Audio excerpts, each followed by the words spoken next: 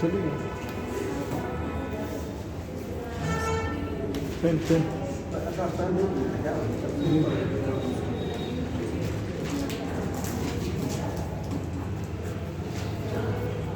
उसमें पहले तो ये जान लीजिए, देखिए सिलेबस जानना भी बहुत ज़रूरी है। कैसे कहाँ से कहाँ तक एंशिएंट हिस्ट्री है, कहाँ से कहाँ तक मैनुअल हिस्ट्री है और कहाँ से कहाँ तक मॉडर्न हिस्ट्री है, ये जानना जरूरी है। अभी मॉडर्न हिस्ट्री खत्म हो गया, अब उल्टा मैनुअल एंशिएंट शुरू हो रहा है। जो पहले पढ़ना चाहिए वो अभी शुरू नहीं हुआ है, बीच का पढ़ाई शुरू हो रहा है। तो ये कंफ्यूजन होता है, किसी का इतिहास पढ़ रहे हैं तो उसका पहले करना, बीच का बाद का पढ़ लें, फिर बीच का पढ़ें, और जो पहले का है फिर लास्ट में। तो ये जो क्रमबद्ध है ये थोड़ा सा गड़बड़ हो जाता है। हिस्ट्री को सीरियल में पढ़ने से ही दिमाग में बैठता है। तो ये इसलिए रखा तो गया है, लेकिन आप लोग समझिए इस चीज को कि एंशिएंट हिस्ट्री पहले होता है एंशिएंट हिस्ट्री। अब एंशिएंट हिस्ट्री कहाँ से कहाँ तक पढ़ना है आपको, ठीक है, पहले तो ये जानना है। तो जो सिलेबस है यूपीएससी का, जो सिलेबस है वो है कि पाषाण काल, स्टोन एज, पाषाण काल से लेके और गुप्तोत्तर काल, गुप्त काल होता है उसके बाद का एक काल होता है, यानी हर्षवर्धन के इतिहास तक का जो काल है वहाँ तक हम लोग पढ़ते हैं एंशिएंट हिस्ट्री, ठीक है। वहाँ से पढ़ते हैं, क्या पढ़ते हैं, एंशिएंट हिस्ट्री, पाषाण काल ठीक से लेके गुप्तोत्तर काल, ये आपका एंशिएंट हिस्ट्री है। मैनुअल हिस्ट्री ऊपर लिखे हैं, जो आज पढ़ाना शुरू करना है मैनुअल हिस्ट्री। इसके बाद का इतिहास शुरू होता है मैनुअल हिस्ट्री, यानी जब विदेशी वास्तव में आक्रमण शुरू होता है और मोटा मोटा 600 ईस्वी से ये शुरू हो जाता है। मैनुअल यानी मध्यकालीन इतिहास 3 पार्ट में बटा है, एंशिएंट मैनुअल। 600 ईस्वी से ये शुरू होगा और आपको पढ़ना है मुगल काल का जब अंत होता है। मुगल वंश स्थापना होती है, उसका जब अंत हो जाता है, यानी ब्रिटिश काल जब शुरुआत हो जाती है, उनकी शासन की शुरुआत होती है, वहाँ तक आपका है मैनुअल हिस्ट्री, ठीक है। तो उत्तर मुगल काल, इसको ऐसे हम लोग बोल देते हैं उत्तर मुगल काल तक। उत्तर का मतलब होता है लास्ट, लेटर मुगल काल, ठीक है। ये फिर आता है, क्या आता है इसका मॉडर्न। पहले हिस्ट्री को समझ लीजिए ना 3 पार्ट में, फिर इसके बाद क्या आता है मॉडर्न हिस्ट्री। अब यहाँ से शुरू होगा, ठीक है। यानी ब्रिटिश सरकार आ जाती है, मुगल वंश खत्म, ब्रिटिश सरकार आ गई। उसके बाद से जो हमारा देश आजाद, हम लोग यहाँ ब्रिटिश सरकार जब तक रहती है, जब तक देश को आज़ादी नहीं मिलती है, कितने लोग स्वतंत्रता संघर्ष करते भी हैं। तो वहाँ तक यानी 1947 तक, 1947 तक आधुनिक भारत, यानी क्या कहते हैं मॉडर्न हिस्ट्री, ये है। तो ये 3 पार्ट चलता है। नियम तो ये होना चाहिए, पहले एंशिएंट पढ़ाना जाना चाहिए, फिर मैनुअल पढ़ाना चाहिए, फिर मॉडर्न। लेकिन अब आप लोगों को ये समझना पड़ेगा कि जैसा सिलेबस दिया गया वैसा ही पढ़ाया जाएगा, लेकिन आपको ऑब्जर्व करना है अपने दिमाग में कि ये चीज़ कंफ्यूजन ना होने पाए आपको, ठीक है। तो आज का जो टॉपिक है वो है मैनुअल हिस्ट्री, मध्यकालीन इतिहास ये शुरू होता है। लेकिन मध्यकालीन इतिहास हम आपको बताने से पहले ये जान लीजिए कि मध्यकालीन इतिहास के पहले कुछ घटनाएं तो घटी गई हैं। अगर वो थोड़ा सा आपको नहीं बताएंगे तो आप लोग समझ नहीं पाएंगे कि ये मध्यकालीन शुरू तो हो रहा है, इसका क्या है। गुप्त काल कभी सुना है? गुप्त काल पढ़ा है, सुना है? तो गुप्त काल एक गुप्त वंश था जिसको भारत में स्वर्ण युग कहा जाता था। ये वंश का जब अंत हो जाता है, गुप्त वंश, उसके बाद गुप्तोत्तर काल आता है, उसके बाद का काल, वहीं से मध्यकालीन इतिहास शुरू होता है। तो गुप्त वंश के बाद देखिए, हम आप लोगों ने मौर्य वंश पढ़ा होगा। बात मत कीजिए, बात तो कर लीजिए। देखिए, ठीक है, ध्यान से सुनिए, बहुत इंपॉर्टेंट चीज़ बता रहे हैं, बेसिक चीज़ बता रहे हैं, इसको ध्यान से सुनिए, बहुत ध्यान से सुनिए। थोड़ा सा भी इधर उधर होगा तो हिस्ट्री में आगे पीछे सब गड़बड़ हो जाएगा, मेडुअल हिस्ट्री, ठीक है। तो गुप्त हम आपको बता रहे थे, आप लोग पढ़े होंगे, प्राचीन काल की अगर आपसे कोई राजधानी पूछता है तो आपको क्या बताएंगे? कोई पूछे प्राचीन काल में भारत इस समय क्या राजधानी? नहीं, दिल्ली नहीं, दिल्ली है ना। तो आप बैक जाइए, पीछे जाइए, जब भारत का इतिहास शुरू होता है तो प्राचीन राजधानी कहाँ बना? कोलकाता। उससे भी पहले, उससे पहले किसी को नहीं मालूम। उससे पहले भी दिल्ली बनाई सर, दिल्ली तो बहुत बाद में राजधानी बनी। दिल्ली जब बनी फिर अब दिल्ली ही है। तो भारत का इतिहास शुरू होता है, राजा राज्य करते हैं तो अपनी राजधानी बनाते हैं ना, ठीक है। तो प्राचीन इंडिया की राजधानी आप लोगों को नहीं मालूम? आप बताइए, प्राचीन भारतीय राज्य की राजधानी क्या है? नहीं पता किसी को नहीं मालूम, सबको है लेकिन याद किसी को नहीं। ये क्यों नहीं आ रहा? ये इसका एक कारण ना कि पढ़ते तो है लेकिन कंसंट्रेशन की कमी है, एकाग्रता की कमी है।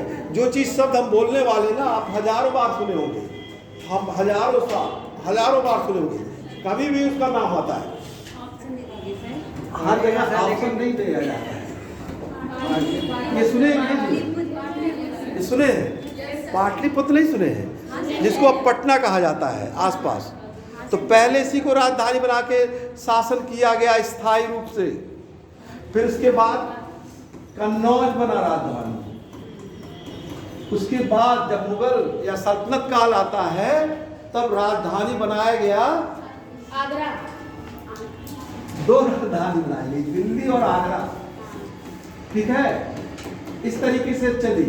फिर अंग्रेज आते हैं भारत में, वो कलकत्ता राजधानी बनाते हैं क्योंकि वो बंगाल में पहले बसते हैं, ठीक है। ठीक इसी अंग्रेज के ही काल में दिल्ली राजधानी बन जाती है 1911 में। तब से आज तक नई दिल्ली राजधानी है। तो ये हम इसलिए बता रहे हैं कि यहां से प्राचीन काल से शुरू होती है और ये राजधानी बदली। तो वैसे ही क्या है कि गुप्त काल में भी राजधानी पाटलिपुत्र थी। गुप्त वंश की जब स्थापना हुई उस समय राजधानी पाटलिपुत्र थी। गुप्त वंश के बाद विदेशी आक्रमण बहुत होते हैं और सामंतवाद का उदय हो जाता है। सामंतवाद का उदय हो जाता है। गुप्त काल के बाद छोटे छोटे राज बनने लगते हैं।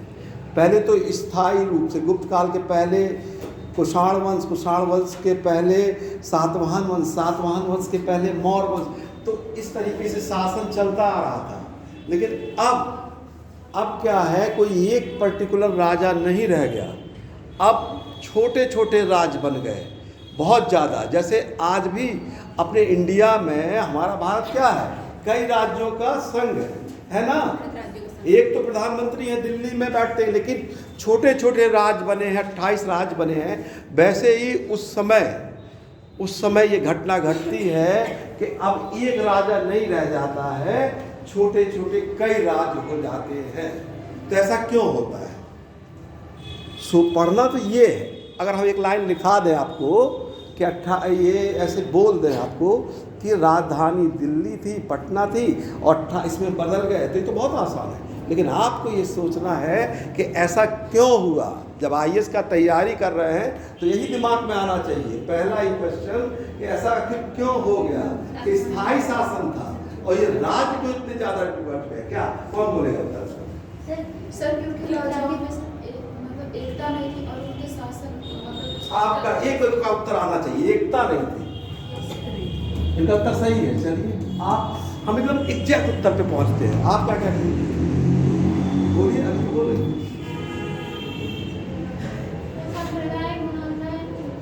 सांप्रदायिक, उस समय इतनी सांप्रदायिक भावना नहीं, इतना नहीं था, उसके कारण इतना राज नहीं।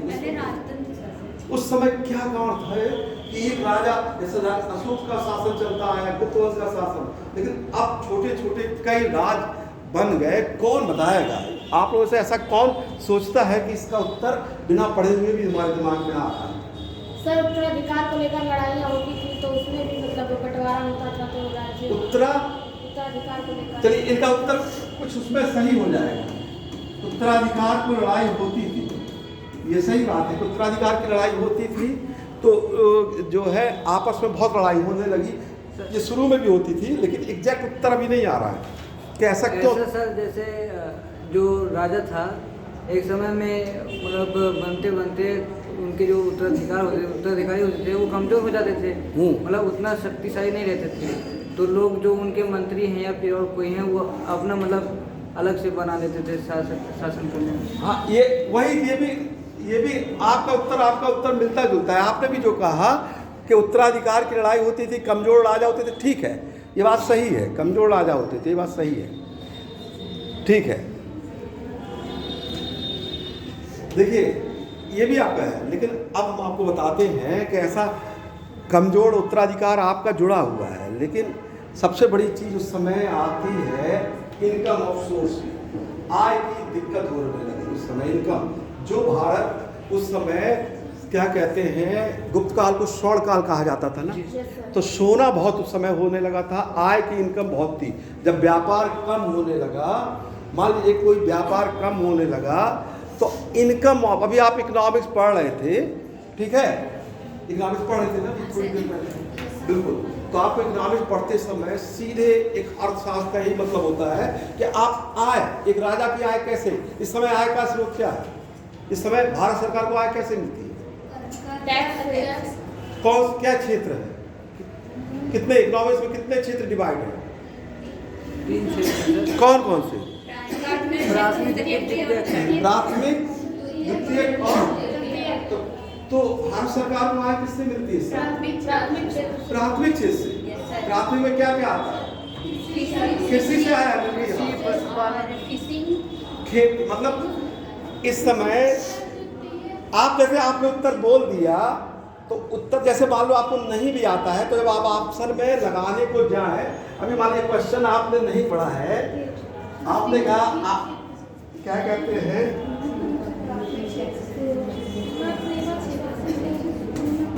आय का साधन, ठीक है, हमने ऑप्शन कृषि दे दिया, यानी प्राथमिक, सेकंड, थर्ड, इनमें से कोई नहीं। आपने ज्यादातर लोग कह रहे हैं प्राथमिक ना, प्राथमिक, तो क्यों चेंज किया उत्तर? हम समझा इसलिए कि नहीं सर, क्योंकि प्राथमिक क्षेत्र में जनसंख्या ज्यादा संलग्न है, जबकि सेवा क्षेत्र में मतलब इनकम ऑफ सोर्स अधिक है, तो इस वजह से। देखिए कृषि, खेती, आप प्राथमिक क्षेत्र का ये मतलब होता है जो चीज़ पहले जहाँ से आती है, इसका सिंपल से समझ लीजिए, वही प्राथमिक क्षेत्र है। जो भी जैसे कोई चीज़ पहले शुरू हुई, जैसे मान लीजिए खेती, किसान ने अनाज बोया खेत में, इसको हम इसलिए आपको समझ रहे हैं कि हिस्ट्री से सीधे संपर्क है इसका। तो किसान ने खेत में अनाज जब बोया तो पैदा हुआ, अनाज बोया, उसके बाद वो पैदा होता है तो इंडस्ट्री में गया, वो बनने के लिए सेकंड क्षेत्र हो गया, जब वो बना उद्योग में, और जब उस पर सरकार ने टैक्स लगा दिया तो क्या हो गया, थर्ड क्षेत्र हो गया। तो आय सबसे ज़्यादा इस समय तृतीय क्षेत्र में होती थी। तो इस समय इसलिए होती है कि ये मॉडर्न एज है, इस समय आपका क्या कहते हैं, पूरी दुनिया में औद्योगिक क्रांति, कंप्यूटर क्रांति है, ठीक है, और सर्विस सारी चीज़ें हैं, इसलिए तृतीय क्षेत्र से ज़्यादा आय होती है। जब ये सब नहीं था, तब हम तो हिस्ट्री पढ़ा रहे हैं ना, जब ये सब नहीं है तो किससे आय होती थी? प्राथमिक से ना, आय से। तो जब व्यापार बंद हो गया, वही हम बता रहे हैं, आपने इकोनॉमिक्स पढ़ा, तो जो चीज़ आप इकोनॉमिक्स पढ़ रहे हैं उसको हिस्ट्री में भी जोड़ दीजिए। इस समय थर्ड क्षेत्र से है, इस समय आज़ादी के बाद से कई साल तक प्राथमिक क्षेत्र से आय होती थी। Yes sir. अब होने लगा है थर्ड क्षेत्र पे ज़्यादा सर्विस टैक्स ज़्यादा आय होने लगी है। तो पहले जब राजा लोग थे तो उनके पास तो खुद खेत ही थी ना, तो खेत से ही आय होता था।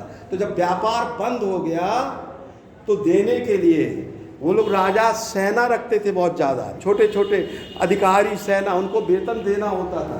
तो वेतन देने के लिए कैसे उनको क्या दें, तो वो जितनी जमीन थी उनका वो डिवीजन करने लगे, छोटे छोटे राजा नियुक्त करने लगे अपने।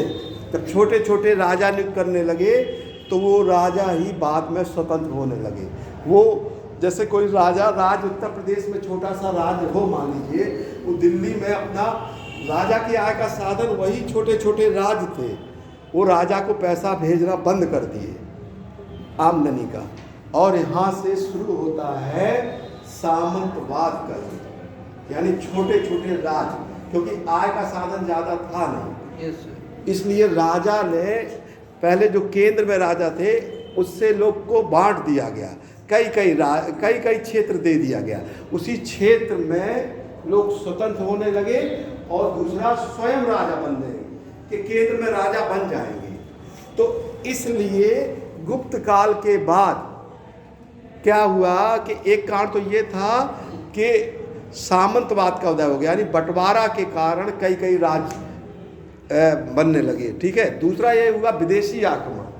विदेशी आक्रमण के कारण राजा अपनी सुरक्षा नहीं कर पाया, तो जिसने सुरक्षा दिया उन्होंने क्या किया, खुद राजा बनने लगे। तो ये उस समय छोटे छोटे राज्यों का उदय हुआ। तो जो मध्यकालीन भारत आपको पढ़ना है उन्हीं छोटे छोटे राज्यों का इतिहास है तो बहुत बड़ा, लेकिन आपको उसमें से कुछ राजा थे जो इतिहास में अपना नाम कर गए हैं, जिन्होंने कुछ काम किया है, तो उनके बारे में आपको पढ़ना है। ये जो टॉपिक है ये 4 दिन का टॉपिक है। इसी 4 दिन में आपको ये 1200 ईस्वी तक का इतिहास पढ़ना है। 600 से 1200 ईस्वी तक का इतिहास इसी में है। तो इसी में कई छोटे छोटे राज्य थे, उनसे क्वेश्चन भी आता है। अब हम आपको बताएंगे, राज्य तो बहुत थे लेकिन जो इम्पोर्टेंट राज्य थे उनके बारे में। एक राज्य है गुर्जर प्रतिहार वंश, एक राज्य है गुर्जर प्रतिहार वंश, सुना है? Yes sir. जिन्होंने गुर्जर प्रतिहार वंश,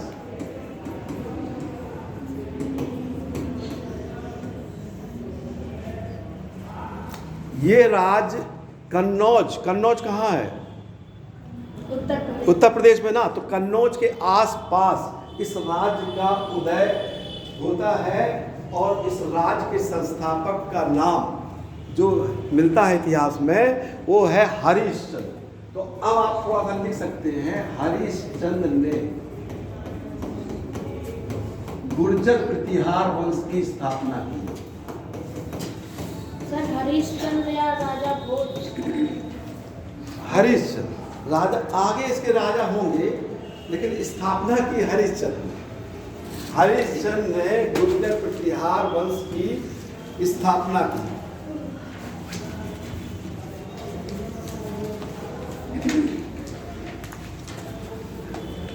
पुलकेशिन का नाम सुना है? एक राजा था पुलकेशिन जी।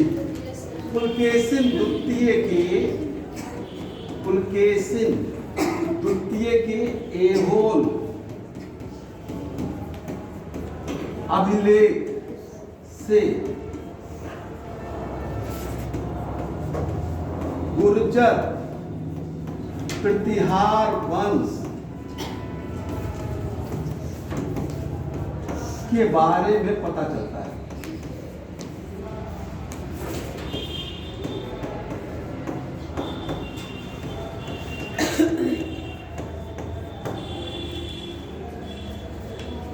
ऐहोल एक लेख है, इसी से इस वंश के बारे में पता चलता है।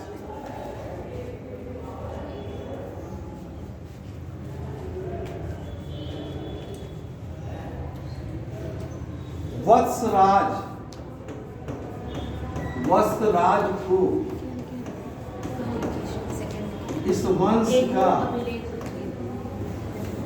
उर्धर प्रत्यार वंश के बारे में पता चलता है। पुलकेशिन द्वितीय के एहोल अभिलेख से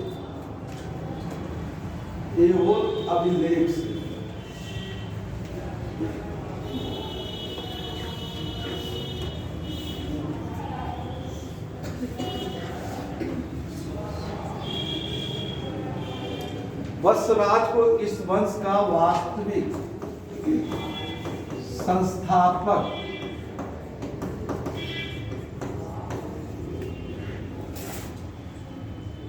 माना जाता है।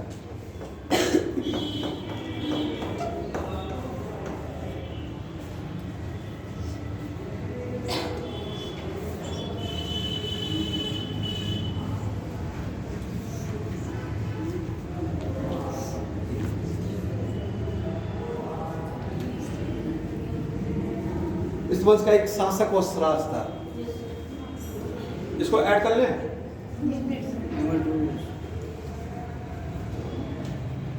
चलिए कर रहे हैं।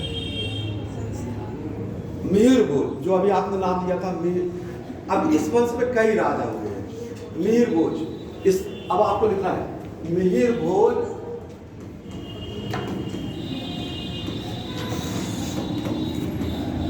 इस वंश का सबसे शक्तिशाली शासक था।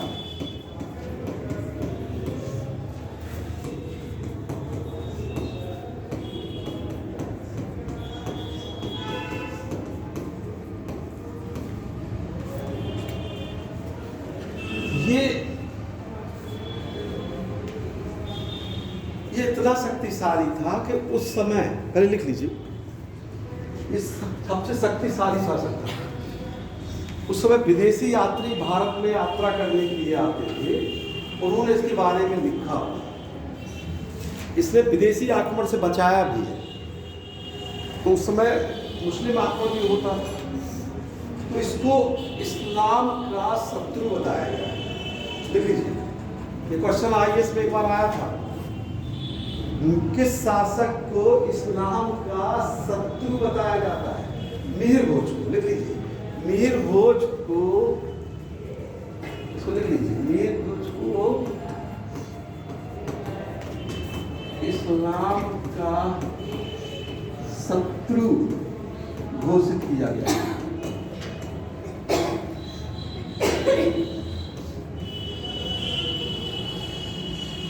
शत्रु बताया जाता है, ऐसा लिखिएगा, शत्रु बताया जाता है।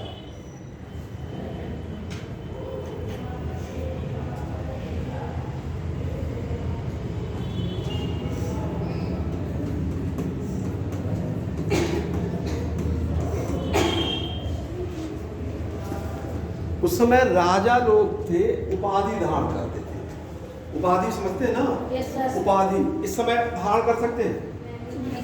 नहीं। क्यों? संविधान में। जैसे आपको जो बोलना है, आपको एविडेंस दे के बोलना है। कैसे बोलिए? ऐसे इंटरव्यू में बोल रहे हैं। ऐसे पूछेंगे उपाधि क्यों नहीं दे सकते? अनुच्छेद 18 में संविधान में उपाधि का मनाही क्यों है? क्यों मनाही है? उपाधि क्यों नहीं धारण कर सकते? मूल अधिकार का उल्लंघन होता है। हमारे समाज में मूल अधिकार तय को दिए है ना।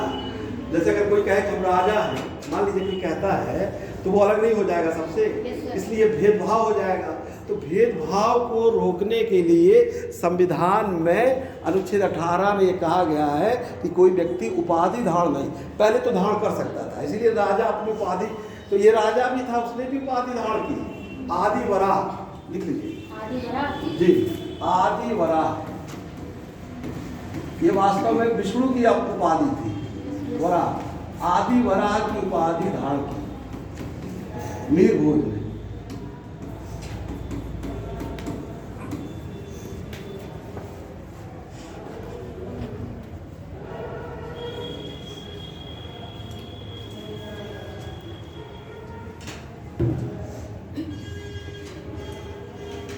इसके बाद महत्वपूर्ण शासक था महेंद्रपाल। लिख लीजिए, प्रतिहार वंश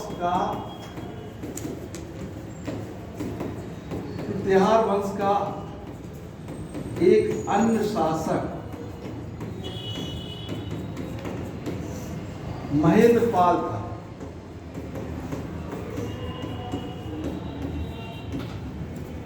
प्रतिहार वंश का एक अन्य शासक महेंद्रपाल था।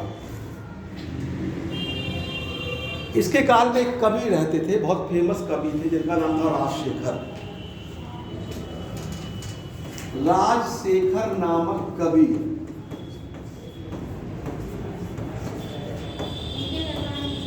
जी कवि महेंद्रपाल के दरबार में निवास करते थे।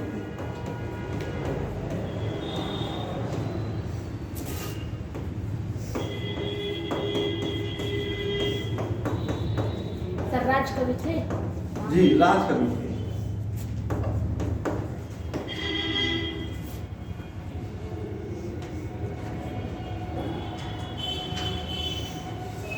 महेंद्रपाल राजशेखर के काल में निवास करते थे।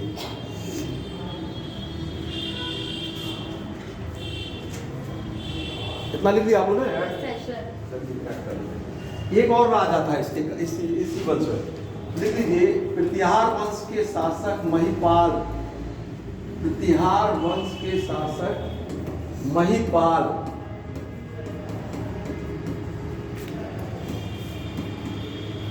महिपाल के काल में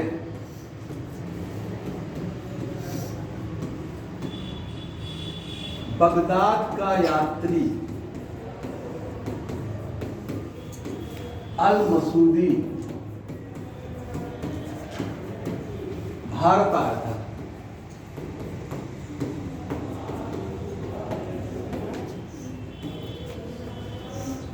अल मसूदी भारत आया था।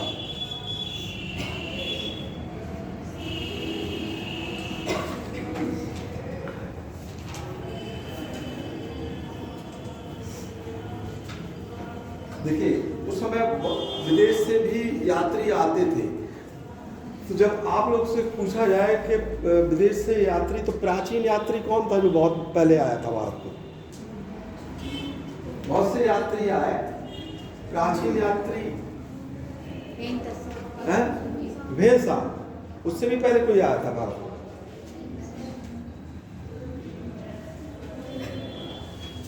मेगास्थनीज का नाम सुना है? तो मेगास्थनीज आया था। उसके पहले एक और इतिहासकार था हेरोडोटस, वो आया ना, उसने वो मेगास्थनीज के पहले इतिहास लिख चुका है। तो ये भी, यानी इसका मतलब है कि विदेशी लोग भारत में आते थे, ठीक है, यहाँ के राज, उन्होंने इतिहास लिखा। आप लोग या हम जब इतिहास पढ़ते हैं तो जो लोकल लोग लिखते हैं, इतिहास लिखते रहे होंगे वो लोग, और जिन्होंने बाहर वाले ने आके बाहर लिख दिया, उनमें क्या डिफरेंस है? वो ज्यादा अच्छा मतलब राजे के बारे में लिखेंगे कि जो वही लिखेंगे सर, क्योंकि वो यहाँ पे विजिट कर चुके हैं जी, तो वो निरपेक्ष, उनको राजा का भय नहीं है। लेकिन एक राजा के काल में कोई इतिहासकार उनकी बुराई आलोचना ज्यादा करेगा तो रह नहीं पाएगा उसमें। तो इसलिए विदेशी यात्रियों का इतिहास ज़्यादा अच्छा माना जाता है कि वो आए, लिख के चले गए, उन्होंने जो राजा के बारे में बताया। तो ये अल मसूदी भारत में आया था।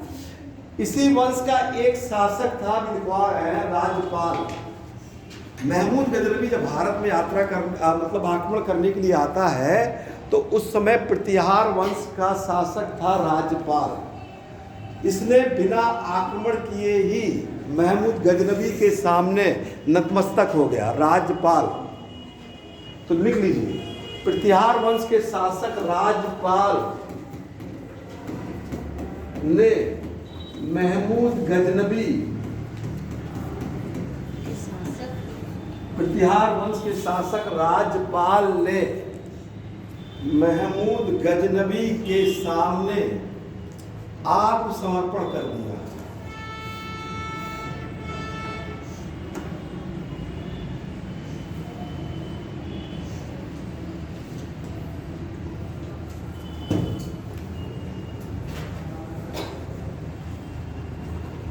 इसने आत्मसमर्पण कर दिया, इसलिए महमूद गजनवी ने वहां कन्नौज पे विजय प्राप्त कर ली, क्योंकि ये लड़ा नहीं तरीके से। जब इसने आत्मसमर्पण कर दिया तो इसके खिलाफ एक राजा ने अन्य राजाओं का गुट बनाया। चंदेल वंश का एक राजा था विद्याधर, उसने एक गुट बनाया इनसे बदला लेने के लिए कि क्यों इन्होंने आत्मसमर्पण कर दिया, महमूद गजनवी से क्यों नहीं लड़े। खुद तो नहीं लड़े लेकिन इनको मारने के लिए एक गुट जरूर बना लिए।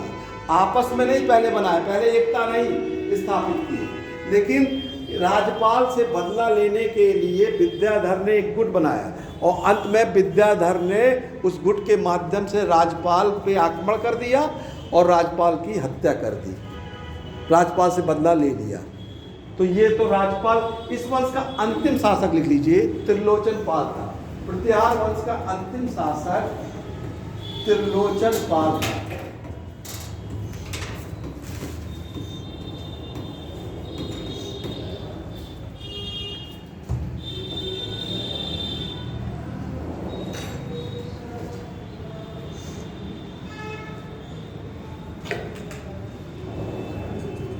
ये प्रतिहार वंश था। बाद में सल्तनत काल इसके बाद आता है। बाद में मोहम्मद गौरी और इल्तुतमिश के समय इस राजवंश को, कन्नौज को अधिकार में कर लिया जाता है। प्रतिहार वंश समाप्त हो जाता है और कन्नौज की विजय गौरी और इल्तुतमिश के लास्ट में ये विजय, सल्तनत काल में ये शासन चला जाता है। तो ये अंतिम शासक त्रिलोचन पाल था। इसको बिठा दें। अब दूसरा वंश आता है, इसके बाद आता है गहड़वाल वंश।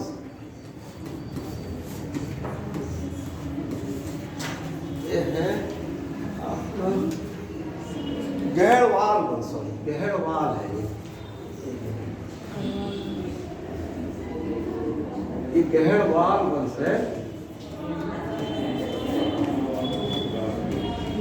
ये विंध्याचल प्रदेश के आसपास ये वंश है।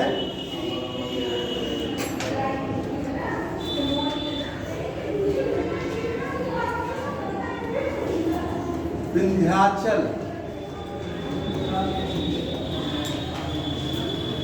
के आसपास,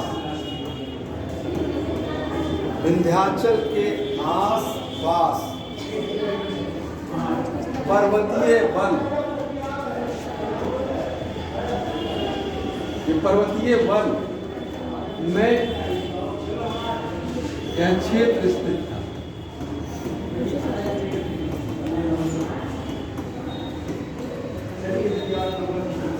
ये विंध्याचल का क्षेत्र है, वहाँ पर ये क्षेत्र, ये राज था। इस राज की स्थापना, यानी इसके जो संस्थापक थे उनका नाम था चंद्रदेव।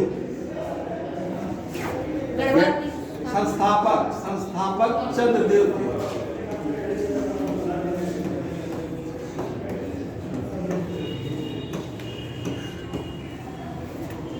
इसके संस्थापक चंद्रदेव थे। शासनकाल का लिख सकते हैं 1080 से 1085 इनका जो शासनकाल था। 1080 ईस्वी से 1085, ये 1085 ईस्वी है, ठीक है। 1080 से 1085 ईस्वी इनका ये शासनकाल था। गहड़वाल वंश की स्थापना की चंद्रदेव। इसी वंश में एक महत्वपूर्ण राजा थे जिनका नाम था गोविंद चंद्र। इस वंश का महत्वपूर्ण शासक, इसको आप लोग लिख लीजिए, इस वंश के महत्वपूर्ण शासक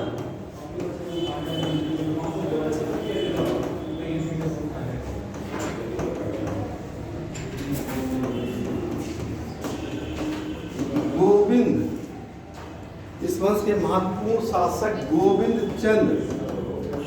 इनका शासनकाल भी ब्रैकेट में लिख लीजिए, 1114 से 1158।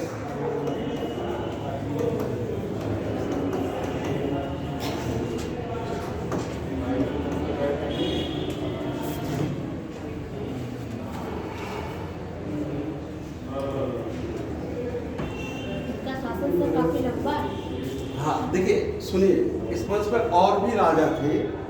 इसमें इतिहास में बहुत राजा थे, उन राजाओं का बहुत ज़्यादा फेमस नहीं थे, तो जो बहुत इम्पोर्टेंट है उन्हीं के बारे में, और उतना बताने लगेंगे तो 20 दिन लग जाएगा।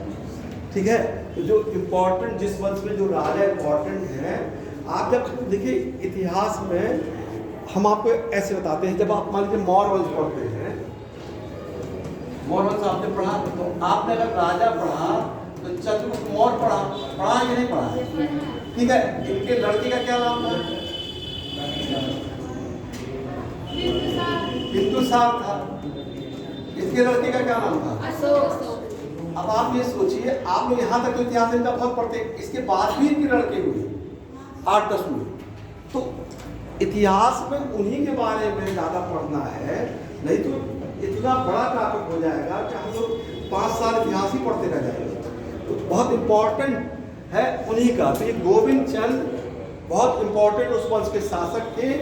इनके काल में उस समय विशेषता ये थी कि ये लोग कभी अपना एक इतिहास लिखवाते थे। आज जैसे आज कोई घटना घटती है, पेपर में आता है, तो आज तो आपको हमारा इतिहास तो लिखा ही जा रहा है। मान लीजिए कि क्लास चल रही है या अभ्योदय क्लास, तो सबको मालूम है, लेकिन उस समय राजा के पास क्या साधन थे? राजा अपने कवि रखते थे, इसीलिए कि आखिर अगर वो नहीं लिख रखते तो हम लोग कैसे जानते उनके बारे में? आप समझ रहे हैं ना इस चीज़ को? तो ये कॉमन सेंस की बात है, वो लिखवाते थे, इसीलिए राज कवि उनके होते थे, बैठते थे, उनके राइट हैंड में बैठते थे, और राजा क्या करते थे क्या नहीं करते थे वो लिखते थे।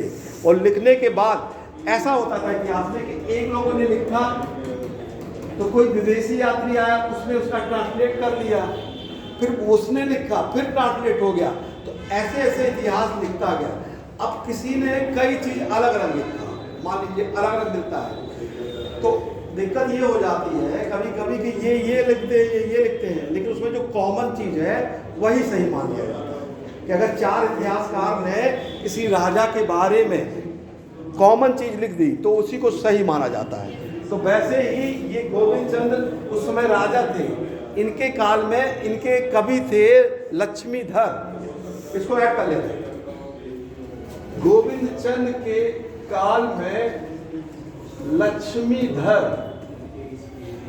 नामक कवि निवास करते थे।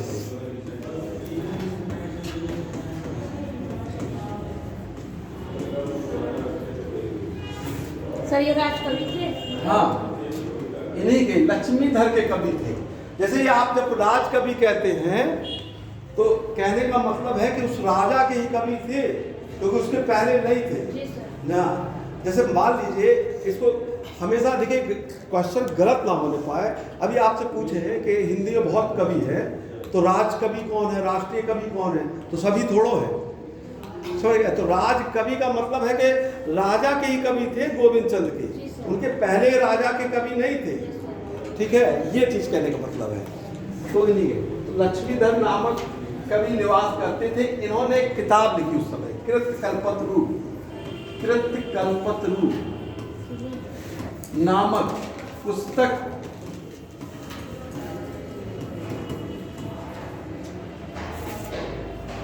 पुस्तक लिखने का श्रेय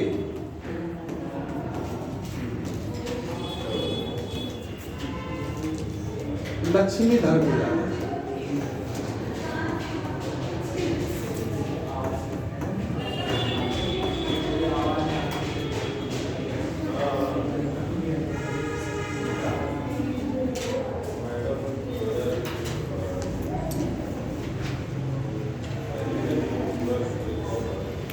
अब इस वंश का एक राजा था, उसको आप लोग जानते हैं, इनको भले नहीं जानते थे गोविंद चंद्र को, लेकिन अब हम नाम लेंगे तो हो सकता है 30% लोग जानते हो। जयचंद नाम सुना? जयचंद इसी वंश के राजा थे। जयचंद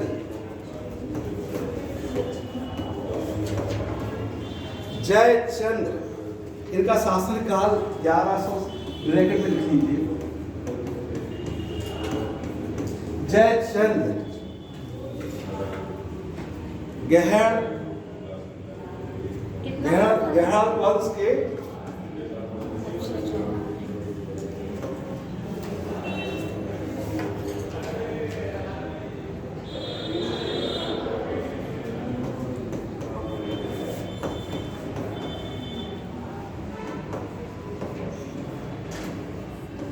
के शासक थे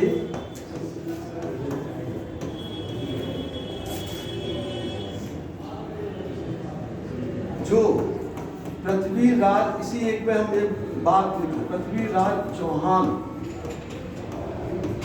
के विरोधी थे।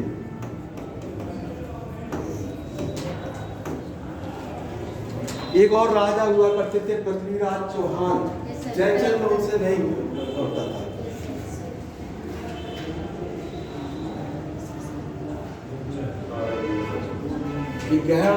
गहरा वंश के शासक थे जयचंद, पृथ्वीराज चौहान के विरोधी थे।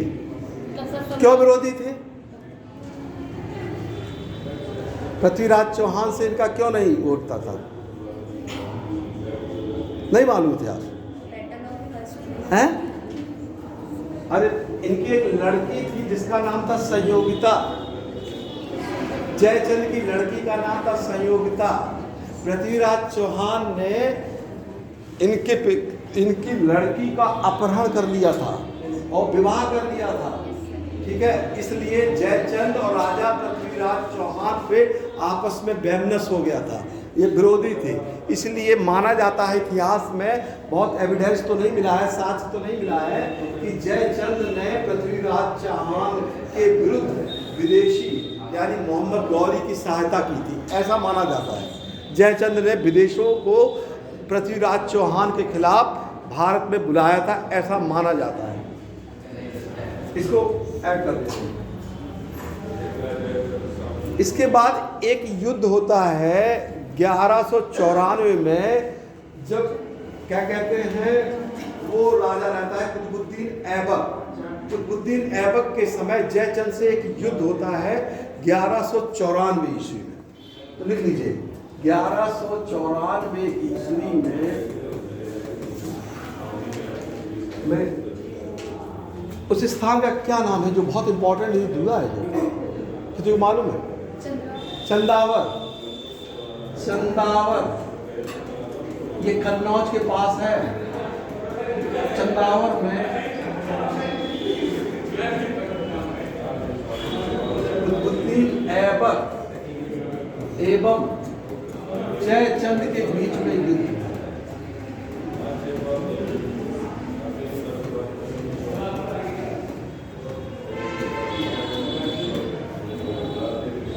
ये युद्ध होता है कन्नौज के पास ही चंदावर में, ये युद्ध हुआ ऐबक एवं, जिसमें जयचंद की पराजय हुई और जयचंद मारा गया। एक विदेशी के द्वारा ही वो मारा जाता है, विदेशी को ही सहायता देता है और लेकिन विदेशी से ही उसकी युद्ध होता है 1194 ईस्वी।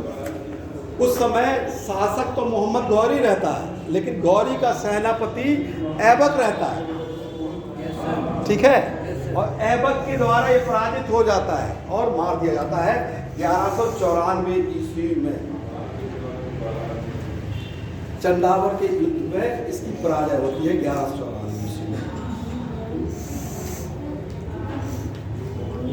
इसके बाद एक और राजा हुए श्रीहर्ष, वो इतना इंपॉर्टेंट नहीं, अंतिम शासक थे। अब हम आपको बताते हैं और एक इंपॉर्टेंट वंश है चौहान वंश।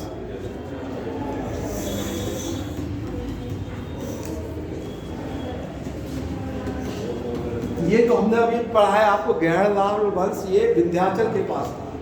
अब हम आपको चौहान वंश, ये कहाँ था? राजस्थान के पास, अजमेर के आसपास, जो आज का अजमेर है उस समय के आसपास जो वंश था वो था चौहान वंश। इस वंश का देखिए पहला संस्थापक जो माना जाता है वो है वासुदेव। वासुदेव ने चौहान वंश की स्थापना की।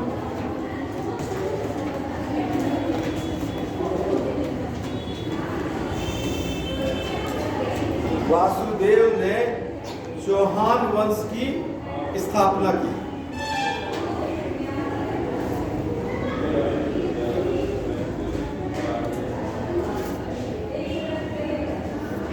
चौहान वंश की स्थापना की। ये लोग सामंत थे। किसके सामंत थे? प्रतिहार वंश के। लिख लीजिए चौहान वंश के शासक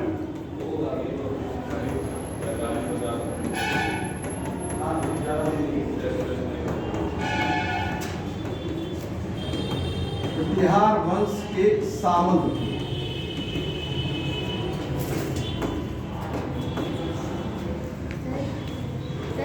जी किसी वंश का स्थापना करना इसका क्या मतलब है?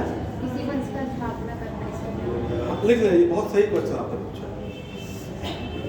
नोट कर लिए।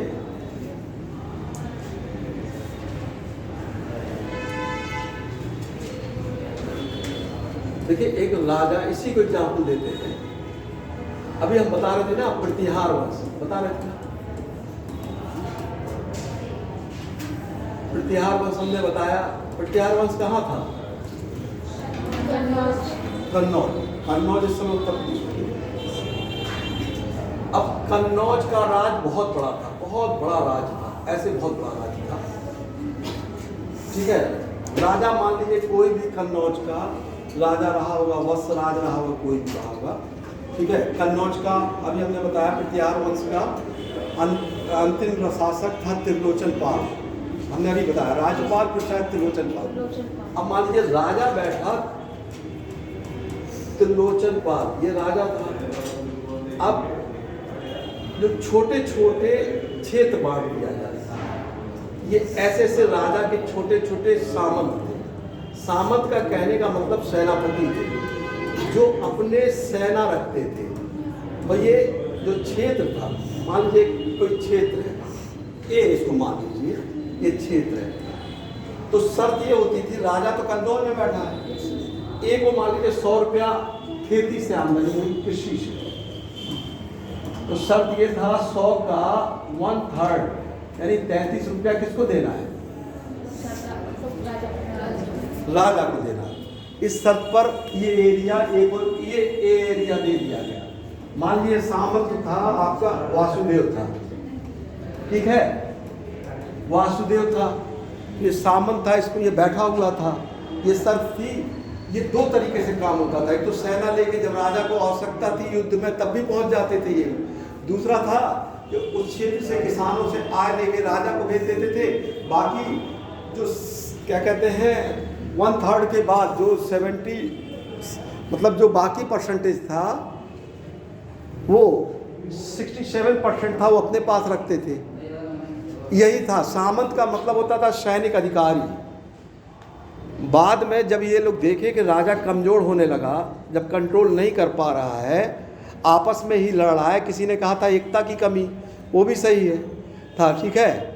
और जब राजा खुद कोई सामंत बहुत जब बलशाली हो जाता था, वो राजा का सीधा विरोध कर देता था, और राजा का जब विरोध कर देता था तो विरोध करने के बाद वो अपना नया राज्य स्थापना कर देता था। मतलब सब खुद को स्वतंत्र कर देता था। स्वतंत्र कर दिया, स्वतंत्र कर दिया, और स्वतंत्र करने के बाद में अपने को राजा घोषित किया। जब राजा घोषित कर दिया तभी उसको संस्थापक कहने लगे। जिसने पहले नहीं किया, जिसने किया, इतिहास में तो बहुत लोग लड़े, लेकिन जिसने लड़ा, जिसने झंडा गाड़ा, हिमालय पर्वत में बहुत लोग चढ़े, लेकिन जिसने झंडा गाड़ दिया नाम उसी का इतिहास में दर्ज है। तो वैसे ही अगर इन्होंने झंडा गाड़ कर अलग हो गए तो इन्होंने अपना क्षेत्र घोषित कर दिया अजमेर के आसपास कि मैं अजमेर का राजा हूँ, अब जिसको लड़ना है तो लड़ दे।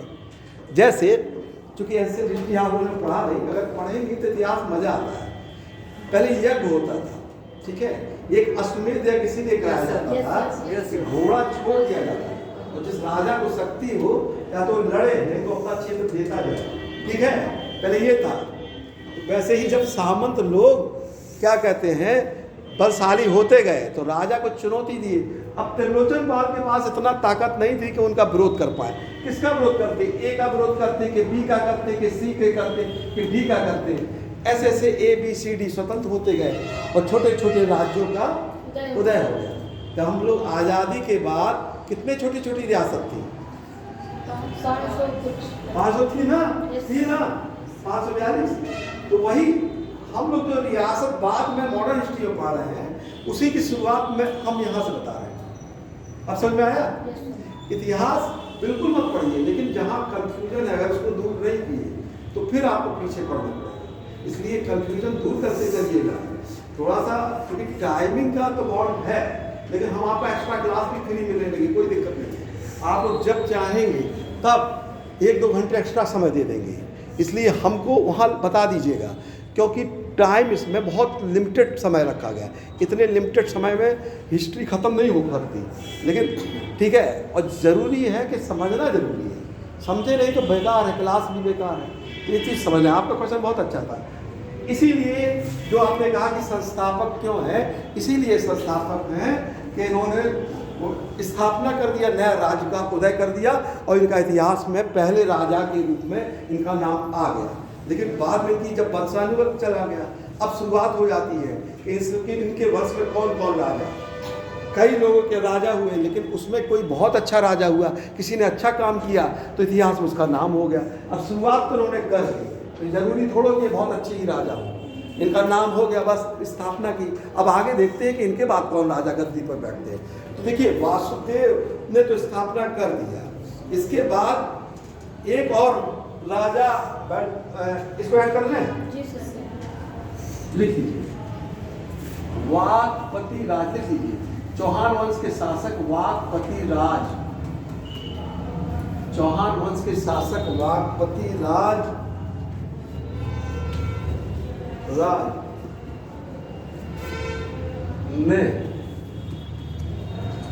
ने वास्तविक स्वतंत्रता घोषित की।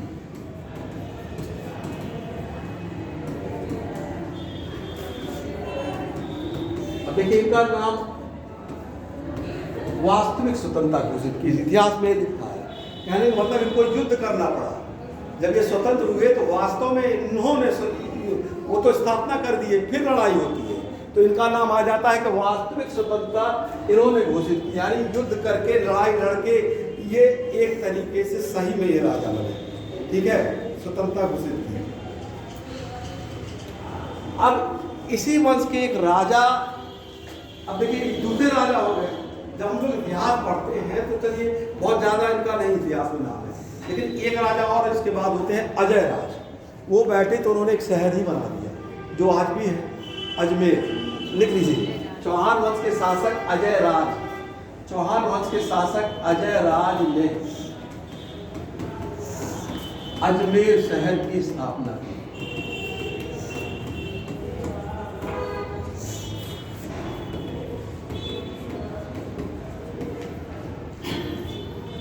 चौहान वंश के शासक अजय राज ने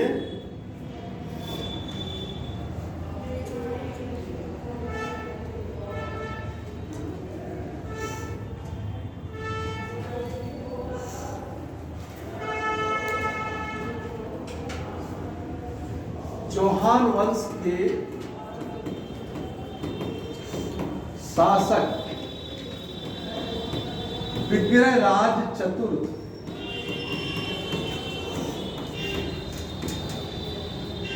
या बीसल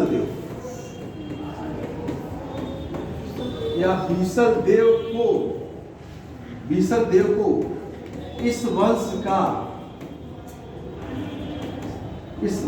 का सबसे शक्तिशाली शासक माना जाता है।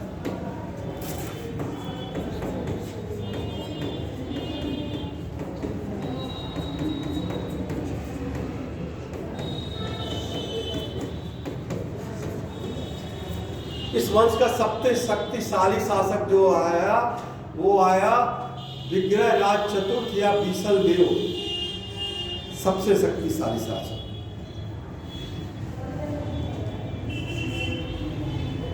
ये कवि भी था, इसने एक नाटक लिखा, इसने हरकेली। ये विग्रहराज चतुर्थ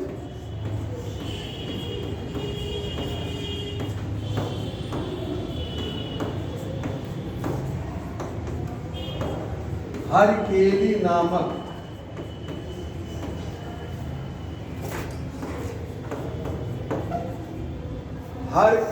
नामक नाटक की रचना की।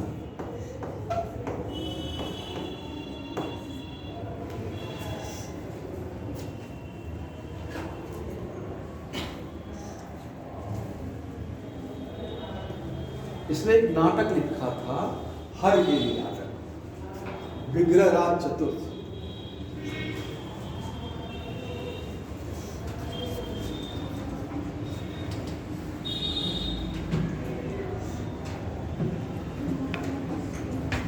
इसको ऐड कर लें।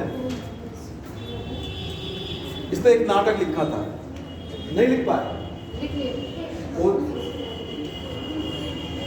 विग्रहराज चतुर्थ ने जो नाटक लिखा था वो एक मस्जिद की दीवार पे लिखा हुआ है आज भी। ये कई बार क्वेश्चन आया है। 2.5 दिन का झोपड़ा सुना है? ये मस्जिद किसने बनवाई थी? कुतुबुद्दीन ऐबक। कुतुबुद्दीन ऐबक ने बनवाया था, अजमेर में बनवाया था। इसी मस्जिद की जो दीवार है उसी पे इस नाटक को लिखा गया है।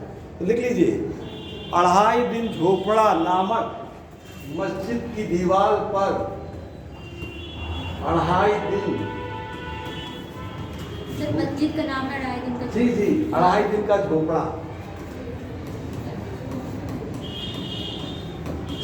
नामक मस्जिद की दीवार पर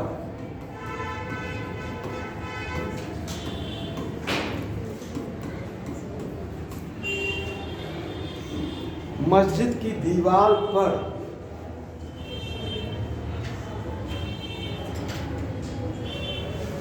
2.5 दिन की का झोपड़ा नामक मस्जिद की दीवार पर हरिकेली नाटक के अंश लिखे हुए हैं।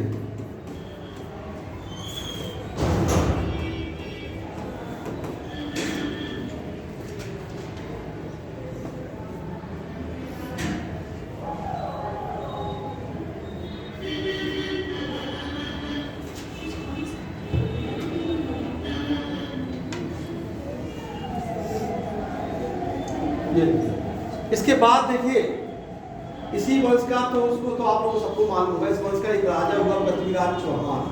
वो पृथ्वीराज तृतीय था वास्तव में। तो लिख लीजिए, चौहान वंश का एक अन्य शासक,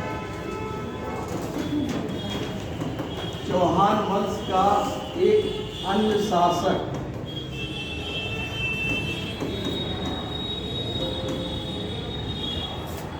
पृथ्वीराज चौहान।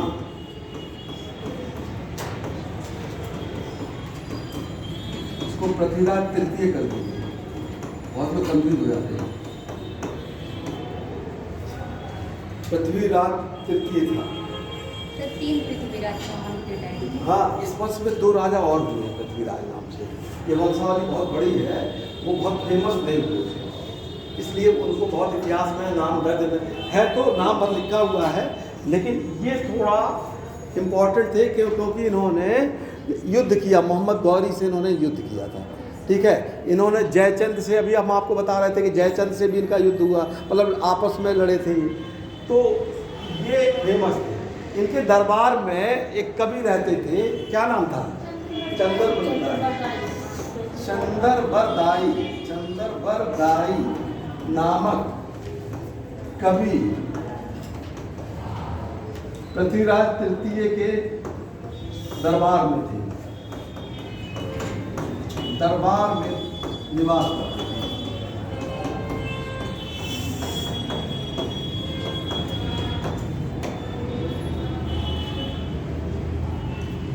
उम्मीद है किताब लिखी थी पृथ्वीराज रासो।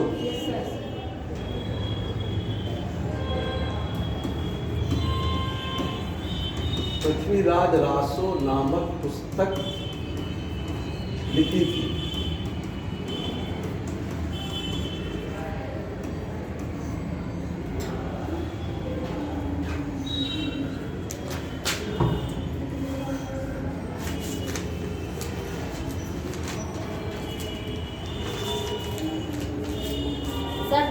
रासो का मतलब सर राजा की तारीफ में लिखा गया पुस्तक।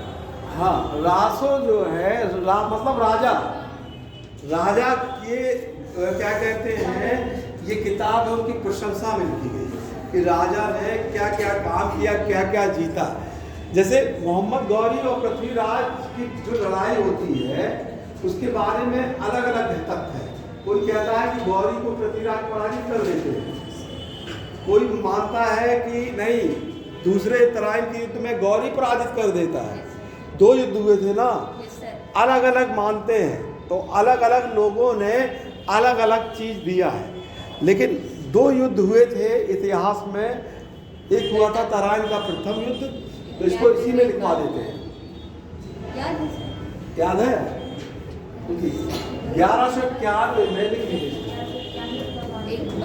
मैं पृथ्वीराज चौहान एवं मोहम्मद गौरी के बीच में, मोहम्मद गौरी के बीच में युद्ध हुआ।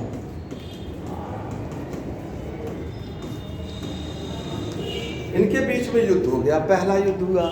तो पहले युद्ध में तो लिखा हुआ है कि ये गौरी ने को पराजित कर दिया, ठीक है। इसमें गौरी की हार हुई, शॉर्ट में दे रहे हैं, गौरी की हार हुई। 1192 ईस्वी तराइन के द्वितीय युद्ध में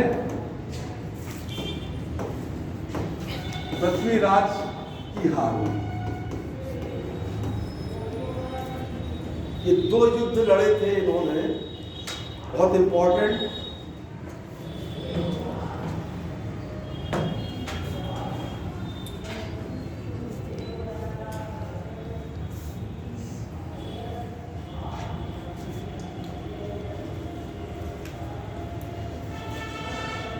बाद में ये युद्ध में चले पराजय, पहले में तो छोड़ देते हैं गौरी, दूसरे में पृथ्वीराज हार जाते हैं। यहाँ पे विवाद होता है पृथ्वीराज की मृत्यु को लेकर। पृथ्वीराज की मृत्यु पर थोड़ा विवाद है, तो अलग अलग राइटर अलग अलग लिखते हैं। कुछ लोग कहते हैं कि उसी युद्ध में पृथ्वीराज मारा जाता है, कुछ लोग कहते हैं कि पृथ्वीराज चौहान गौरी को तीर से मार देते हैं, ठीक है। हसन निजामी जो था वो दरबारी था, आया था इल्तुतमिश के काल में, वो लिखता है कि पृथ्वीराज चौहान को गौरी अपने साथ ले जाता है अफगान गौर प्रदेश में। वहाँ पर उसको जब आज्ञा दी जाती है, नहीं मानता है तो उसकी हत्या कर दी जाती है। तो अलग अलग इसके बारे में दिए हैं। ज़्यादा ये मान्यता है कि गौरी ने अंत में हत्या करवा दी थी पृथ्वीराज चौहान की, और उसके बाद इनका जो प्रदेश था अजमेर के ही तो राजा थे ये लोग, उसको पृथ्वीराज चौहान के लड़के को सौंप देते हैं। तो ये इनका यहाँ पर अंत हो जाता है। पृथ्वीराज चौहान के काल में एक और कवि रहते थे जिनका नाम था, अभी तो हमने आपको चंदन राय, जयानक नामक कवि,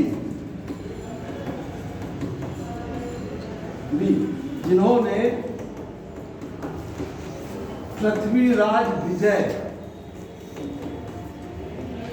नामक पुस्तक लिखी।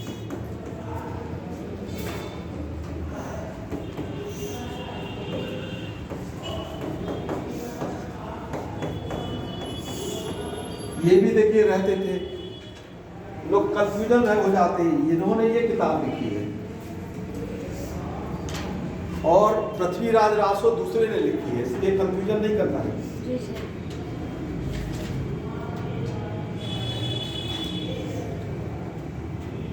उसके बाद कोई बहुत इंपॉर्टेंट इस वंश में शासक नहीं रह जाता है।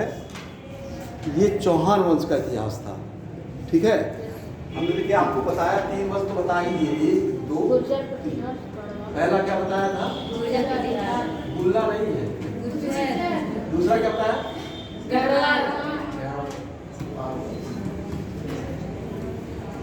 अब तीसरा देखिए हमने बताया आपको चौहान। कई वंश है ज़्यादा, लेकिन लिमिट में जो इम्पोर्टेंट है वही बताया जा रहा है आपको, ये चौहान वंश।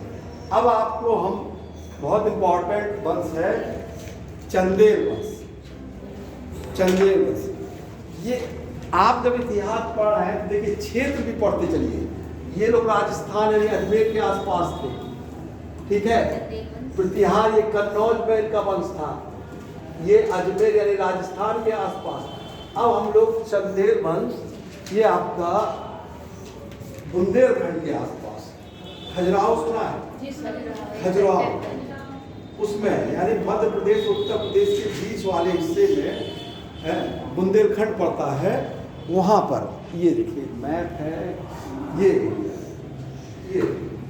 एरिया जो ये बुंदेलखंड है, ये एरिया बुंदेलखंड कहलाता है। ये यूपी है आपका। हम लोग जो है यहाँ है, जहाँ हमारा मार्कर है, और ये आपका ये एरिया है यहाँ पे।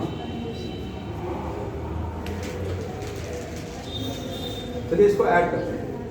अब आया चंदेल वंश।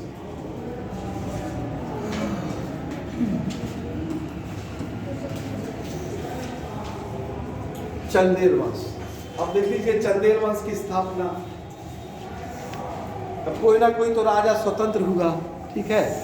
तो ये नुन्नुक नामक व्यक्ति, ये देखिए क्वेश्चन कभी कभी पूछ लेता है, संस्थापक से क्वेश्चन जरूर पूछता है कभी कभी। तो नुन्नुक नामक व्यक्ति ने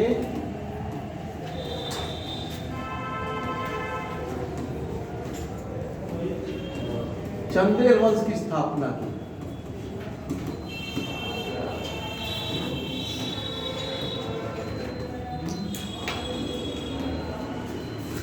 खजुराहो के आसपास राजधानी थी।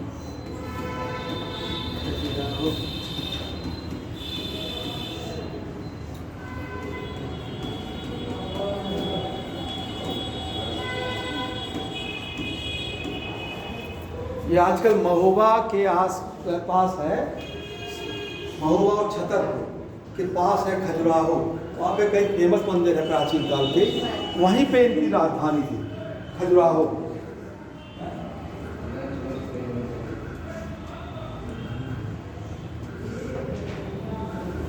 इस वंश का यशोवर्मन इस वंश का महान शासक था।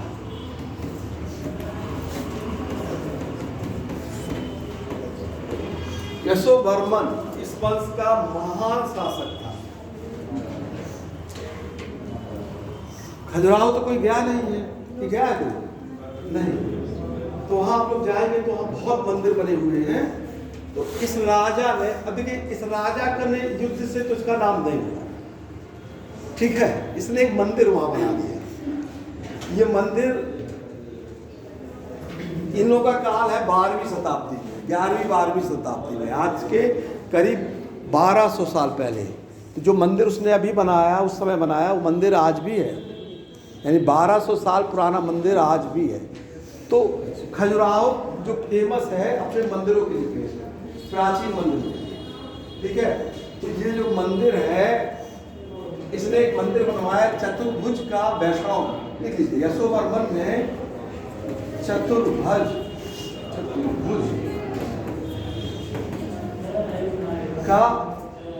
चतुर्भुज का विष्णु मंदिर,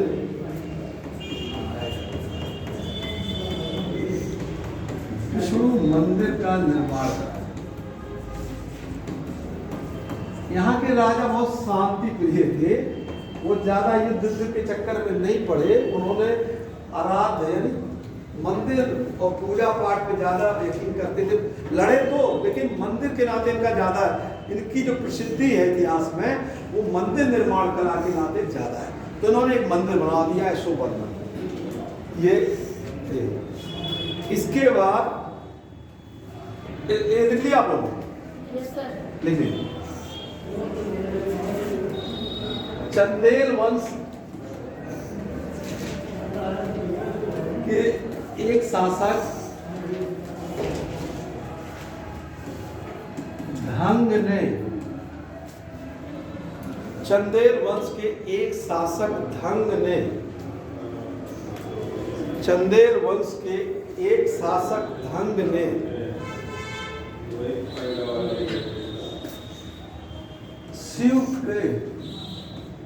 शिव का विश्व प्रसिद्ध, आपने सुना होगा, कंदारिया कंदरिया महादेव, हाँ, महादेव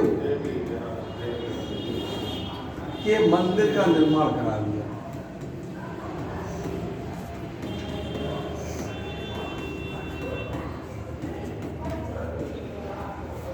ये विश्व प्रसिद्ध है। उन्होंने विष्णु मंदिर बनाया तो इन्होंने शिव जी का मंदिर बना दिया, कंडारिया महादेव का मंदिर का निर्माण करा दिया। धन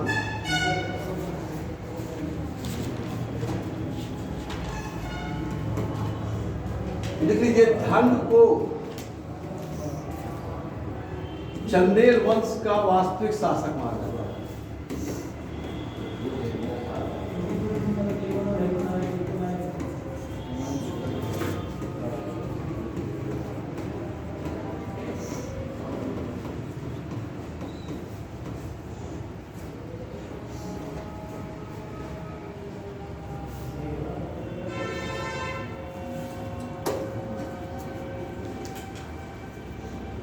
उस समय देखिए, राजधानी जब संस्थापक बनाए गए, राजा अपनी राजधानी अपने अनुसार चेंज करते रहते थे। पहले राजधानी खजुराहो थी, ये राजा बैठा धंग तो इसने राजधानी बदल दी, अपनी राजधानी ही चेंज कर दी। इसने जो है कालिंजर को, लिख लीजिए, ढंग ने कालिंजर को अपनी नई राजधानी बनाई।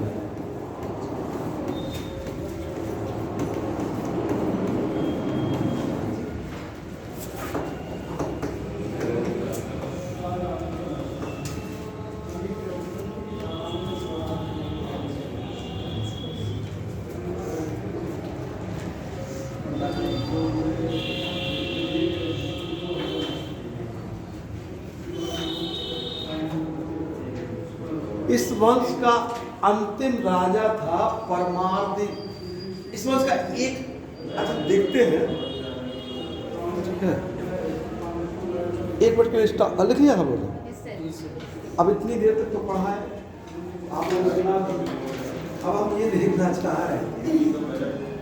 अब देखिए, हमारे दिमाग में क्वेश्चन आ गया इसी में, वो हमने ऐसा नहीं कि नहीं बताया, हमने आते ही आपको बताया। अब हम देखते हैं कि किसको याद है। एक मिनट के लिए आप शांत, मतलब सोच लीजिए कि अब हम क्वेश्चन पूछने जा रहे हैं, अब आपको बताना है, ठीक है। तो बिल्कुल इसलिए कंसंट्रेशन रहिए। जब तक 5 ज्ञानेंद्रिय का प्रयोग करिए, सुनने का, देखने का भी, सुनने का भी और मनन का भी, ठीक है, करिए। तो 6वीं ज्ञानेंद्रिया है मनन वाला, वो बहुत ज़्यादा इंपॉर्टेंट है।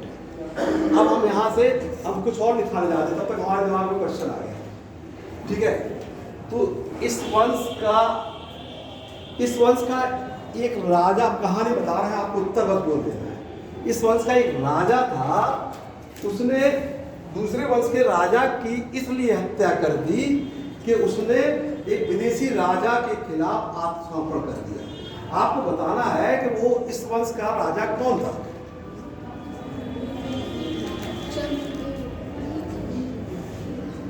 इस वंश का कौन राजा था जिसने प्रतिहार वंश के राजा राज्यपाल की हत्या इसलिए कर दी कि उसने महमूद गजनबी के सामने आत्मसमर्पण कर दिया। एक के नहीं बताना,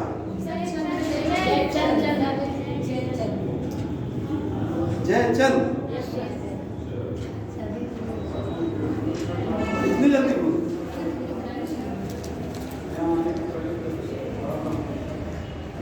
प्रतिहार वंश लिखवाया है।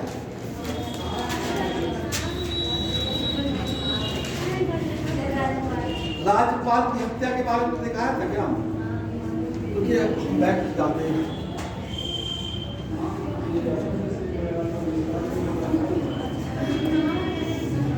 राज्यपाल सर, राज्यपाल प्रतिहार वंश के शासक राज्यपाल ने।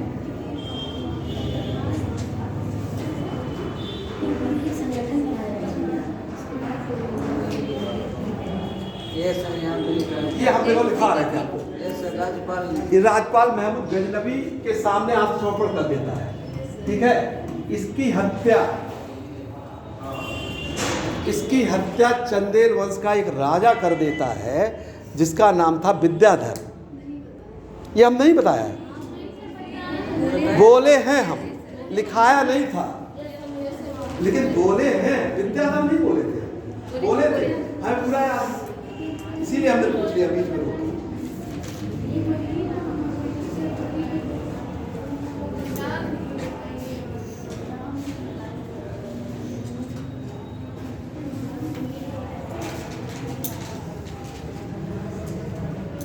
हम बोले थे, लिखाया नहीं। ठीक है, इस वंश का शासक विद्याधर था, चंदेल वंश का। जब महमूद गजनवी आता है तो प्रतिहार वंश का राजा आत्मसमर्पण कर दिया था। तो इस वंश का राजा विद्याधर बदला लेने के लिए एक गुट बनाता है। हम बार बार वो शब्द बोले थे विद्याधर।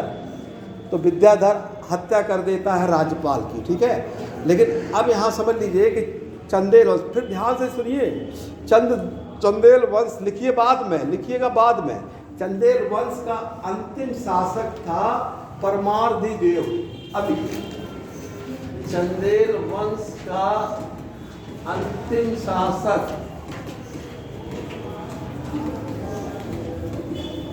परमार्दी देव था। ये अंतिम शासक था परमार्दी देव, चंदेल वंश का। ठीक है, ये तो चलिए क्वेश्चन आ जाएगा, आप लोग समझ जाएंगे। लेकिन अब हर चीज़ लिखाई भी नहीं जाती है। 70% जो बोलते हैं उसको बहुत ध्यान से सुनिएगा। लिख तो लेंगे ही, उसकी कोई दिक्कत नहीं है, लिखवा भी देंगे, एक दिन बैठा के लिखवा देंगे सब, कोई दिक्कत नहीं। लेकिन इसको लिखिए भी इसको। अब देखिए, अंतिम वंश का शासक तो था, लेकिन इसी समय मोहम्मद गौरी भारत में आक्रमण करता था और चला जाता था। एक बार आक्रमण करने आया, फिर चला जाता था। तो वो अपना सेनापति एक छोड़ गया था, उसका नाम था कुतुबुद्दीन ऐबक। ऐबक ने क्या हुआ, चंदेल वंश पे आक्रमण कर दिया। और जब आक्रमण किया तो अंतिम राजा था परमार्दी देव।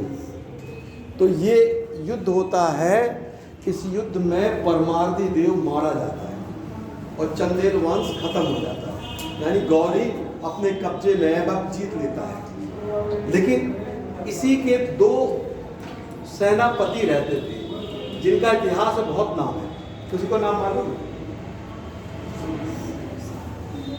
सुना जरूर होगा। 2 सेनापति थे, सुना है? ये आला उदल, इनके 2 सेनापति रहते हैं परमारी देव के।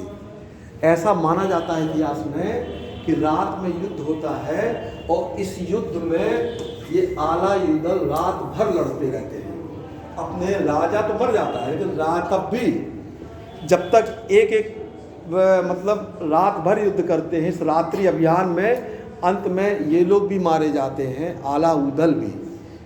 ठीक है, लेकिन ऐसा लोग वहाँ क्या जो बताते हैं इतिहास अभी कि रात्रि में अभी भी वो लोग आते हैं, ऐसा कुछ बताते हैं वहाँ पर। तो ये आला उदल इनके 2 सेनापति थे जिन्होंने कुतुबुद्दीन ऐबक के खिलाफ रात्रि अभियान में भाग लिया था राजा परमार्दी देव की तरफ से। ठीक है, तो ये चंदेल वंश का अंतिम शासक था परमार्दी देव। इसको लिख लीजिए, परमार्दी देव के सेनापति लिख लीजिए। परमार्दी देव के सेनापति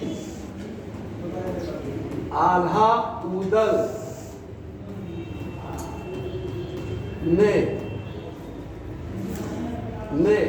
कुतुबुद्दीन ऐबक के खिलाफ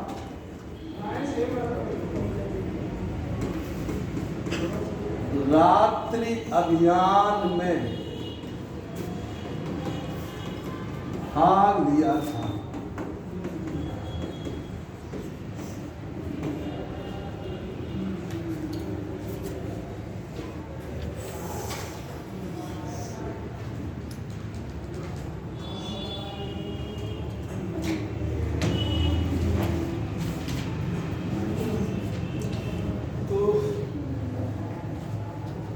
अब यही बंद करते हैं, नहीं तो कंफ्यूजन ज़्यादा हो जाएगा।